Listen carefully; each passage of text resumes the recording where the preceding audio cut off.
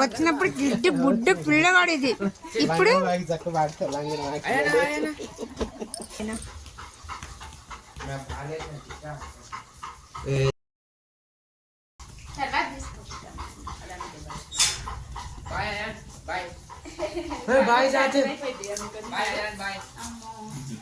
Bye చెప్తే చాలు వాడుకో అసలు. नहीं जाना जोक ना नहीं जानता नहीं जाना याड़ी పోతున్నా नहीं जाना చింతలి తూతు అమ్మ కుచ్చి అమ్మో భయం అవుతుంది. ఆ బెడ్ మొత్తం కొరికింది, సోఫాలు మొత్తం కొరికింది.